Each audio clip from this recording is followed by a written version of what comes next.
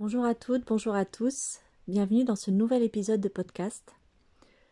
Aujourd'hui, j'ai envie de parler du lien à l'autre, de la connexion à l'autre, de la qualité du lien, de la qualité de la connexion, que ça soit en couple, que ça soit dans nos relations amicales ou dans nos relations familiales.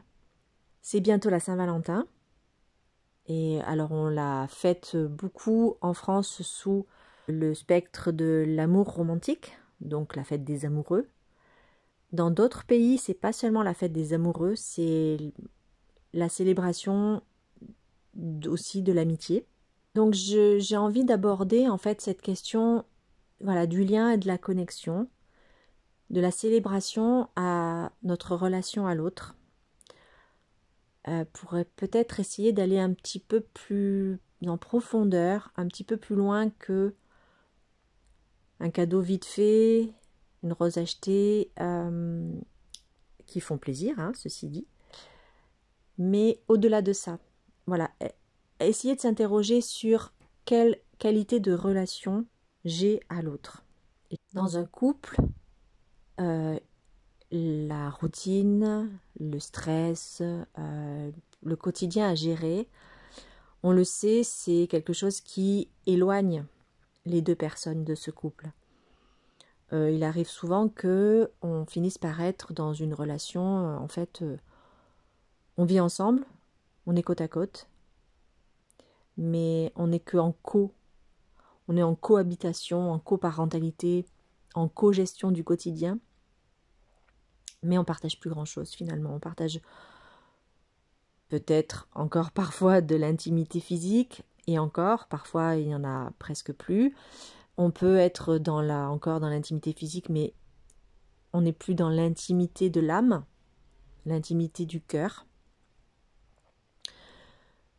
Donc, comment est-ce qu'on peut aller au-delà de ça? Comment est-ce qu'on peut maintenir le lien?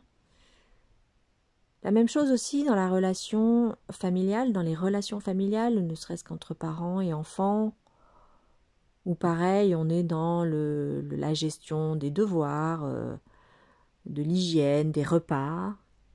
Mais qu'est-ce qu'on partage profondément de l'autre, de notre enfant, ou avec nos parents? Et puis avec nos amis, parfois les liens se distendent avec les amis parce que géographiquement on est un petit peu éloigné, parce que chacun est pris dans sa vie, dans son quotidien, dans son travail.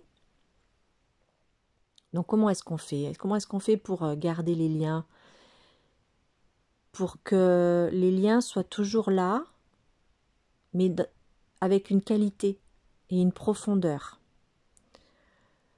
Parfois, je me rends compte, quand je suis avec mes amis, on passe un bon moment, mais je suis toujours un petit peu frustrée. J'ai l'impression de rester sur ma faim, que les échanges qu'on a eus sont restés très superficiels, où souvent en fait on parle des autres au lieu de parler de soi, où la qualité d'écoute est vraiment très mauvaise. Alors ça donne des conversations qui démarrent, qui vont pas jusqu'au bout, 3-4 conversations en même temps, où on n'est pas dans l'écoute active. L'écoute active, c'est quand on est vraiment dans l'écoute de l'autre et qu'on ne prépare pas sa réponse pour pouvoir parler de soi. Parce que souvent c'est le cas en fait. On prépare la réponse, l'autre nous parle et on prépare notre réponse parce que en fait on veut parler de nous-mêmes, on veut parler de soi parce que ça nous fait penser à quelque chose, ça résonne en nous et donc on veut parler nous aussi et donc ça donne des conversations où on se coupe la parole, où on n'écoute pas vraiment l'autre. Et quand je sens que l'autre en face de moi n'est pas dans l'écoute active, ça m'agace, ça me frustre. Je trouve que il n'y a pas de lien dans ce cas-là. Il n'y a pas vraiment de connexion.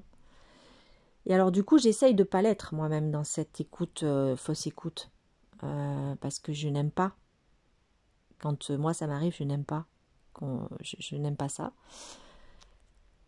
Donc j'essaye d'être dans une écoute active. Et c'est pas toujours facile. L'écoute active, c'est vraiment un des cadeaux les plus beaux cadeaux qu'on puisse faire à l'autre. Voilà, ne pas vouloir tout prix parler de soi. Écouter ce qu'il y a derrière les mots aussi, écouter le langage non verbal. Donc ça, que ça soit avec notre conjoint, notre partenaire de vie, avec nos enfants, avec nos amis, nos parents, peu importe. Donc ce qui est très important, c'est la qualité d'écoute, la qualité du lien, la qualité de la connexion. Donc comment est-ce qu'on fait? Alors je pense que déjà c'est essayer de vraiment être présent à l'autre, donc dans l'écoute, s'offrir des moments, des espaces, des temps de rencontre, de vraies rencontres, des petits cadeaux bien sûr, ça peut être des petites attentions, des petits cadeaux symboliques, juste pour dire à l'autre qu'on pense à lui, qu'on pense à cette personne, qu'on tient à cette personne. Ça peut être un petit mot écrit, glissé dans une poche. C'est aussi peut-être un merci, merci d'être là pour moi, merci de ton écoute, merci de ta présence, merci de ton soutien. Le dire comme ça, même quand à ce moment-là, on n'a pas eu besoin de l'autre. Aussi quand ça va bien, dire voilà, tu vois, en ce moment-là je vais bien, mais je me rappelle des moments où tu es là quand ça va pas bien. On peut aussi mettre en place des petits rituels de connexion, des petits rituels de gratitude. Dans les rituels de connexion, il y en a un que j'aime particulièrement, que j'ai découvert lors de certains stages, de certaines formations. Enfin, il y en a plusieurs, mais je vais vous en parler de un ou deux, où on entre vraiment, même avec des gens des inconnus, et donc c'est très fort, et donc ça peut l'être évidemment avec les gens qui nous sont proches. Donc le premier exercice, c'est l'exercice du regard. On s'assoit l'un en face de l'autre et on se regarde dans les yeux. Et on ne parle pas. Et on se regarde. Ce contact-là visuel, on est très gêné. On ne sait parfois pas quoi en faire. Ça peut être même inconfortable. Mais si on joue le jeu, quand on plonge dans le regard de l'autre, on connecte avec l'âme de l'autre. On rencontre l'humanité de l'autre. C'est très, très émouvant, c'est très bouleversant, c'est très profond. Aucun mot, juste on se regarde dans les yeux pendant quelques minutes. Deuxième exercice, on est toujours assis l'un en face de l'autre. On met notre main droite sur son cœur. La personne en face fait la même chose, elle met sa main droite sur notre cœur. Et on peut poser notre autre main sur la main de la personne, donc mettre notre main gauche sur la main droite qui touche notre cœur. Et lui va faire pareil. Et on se regarde. On peut aussi fermer les yeux. Et là, on entre en contact avec le cœur de l'autre. On sent peut-être les battements de son cœur. On entre dans son énergie, l'énergie du cœur, l'énergie subtile. Et on reste comme ça plusieurs minutes. C'est très intime, ces moments-là. L'intimité, c'est pas seulement toucher le corps nu de l'autre. L'intimité, c'est aussi ça. C'est se connecter à l'énergie de l'autre, mais vraiment. C'est le regarder dans les yeux, toucher son âme, connecter avec son énergie. Et là, il y a vraiment de la qualité, il y a vraiment de la profondeur. Donc prendre soin de nos relations, c'est comprendre que les liens, ils sont pas figés, que ça évolue, parce que nous évoluons, on change constamment, l'autre change, et donc ça demande du soin, ça demande de la présence, et ça demande d'être en conscience de l'autre, dans la présence consciente, dans l'écoute consciente, dans l'écoute active, et comprendre que il y a différentes dimensions dans la connexion. Donc il y a les grands gestes d'amour, les grands gestes d'amitié, et il y a les petits détails du quotidien, les petits gestes du quotidien, les petites attentions. Il y a d'avoir le souci de maintenir le lien à l'autre et le souci de la qualité du lien, de la profondeur. Donc ça passe par donner de l'espace et du temps à la relation à l'autre. Prendre le temps de se parler vraiment, de se connecter vraiment à l'autre. Que ce soit avec nos enfants, nos parents, notre conjoint, notre conjointe, peu importe, nos amis. Donner de la consistance au lien, donner de la profondeur à l'échange. On est souvent beaucoup trop superficiel et je trouve ça dommage. Donc prenons le temps de mettre en place des petits rituels, des petites pratiques pour nourrir ces liens, que ce soit dans un couple, en famille, avec nos amis proches. Donc il y a des petits rituels, donc comme le regard partagé, comme le fait de se dire merci, juste pour le plaisir de dire merci à l'autre, merci d'être là, merci d'être dans ma vie, dans les bons comme dans les mauvais moments.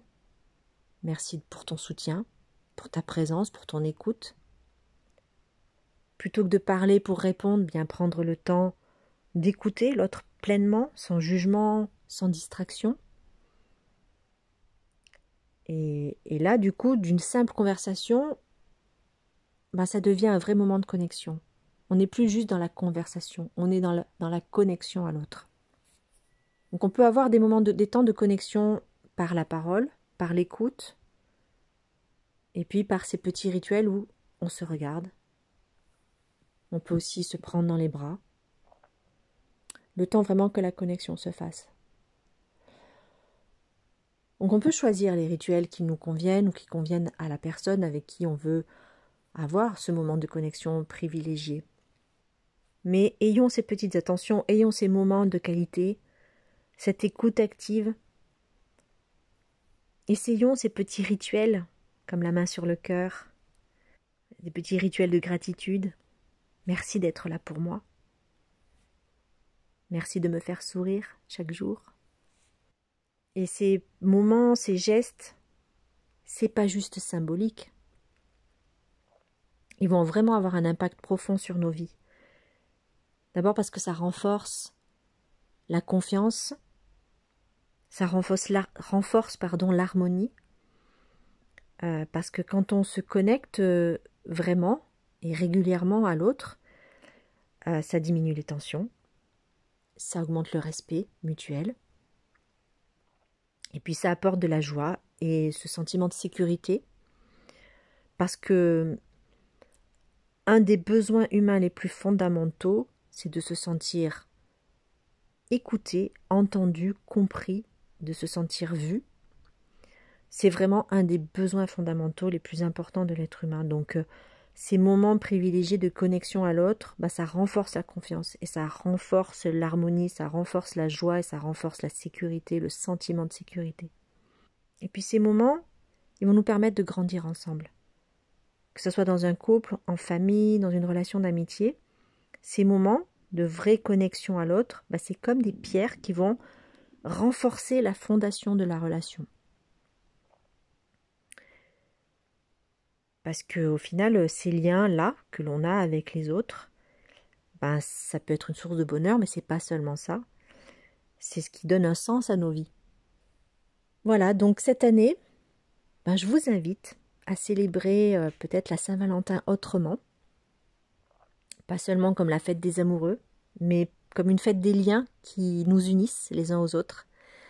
Prenez le temps de nourrir ces relations, d'exprimer votre gratitude, de créer des vrais moments de connexion sincères.